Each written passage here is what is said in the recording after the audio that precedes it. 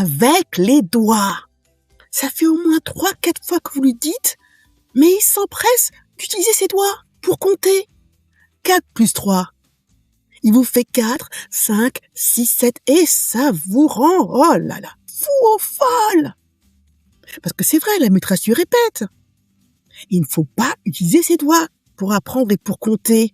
Alors, d'accord, c'est une petite opération, 4 plus 3. Il peut la faire dans sa tête, en utilisant ses doigts sous la table.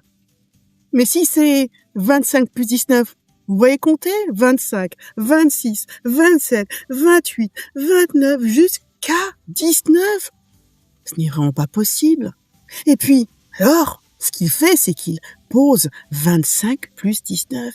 Alors c'est bien, mais c'est pas du calcul mental, il pourra aller plus vite. Hein?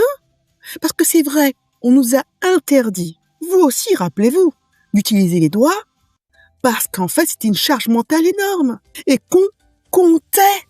Alors qu'en fait, si je vous disais qu'il y avait une manière d'aller plus vite, plus efficacement, et quasiment sans erreur, en utilisant justement les doigts, mais pas pour compter, pour calculer, quasiment aussi vite qu'une calculatrice électronique.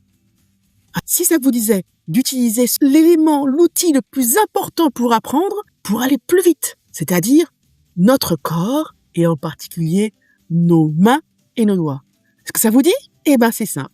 Tapez donc juste calculatrice doigt, juste là dans le commentaire, et je vous dis tout. Parce qu'en fait, pour apprendre, rien de mieux que notre corps.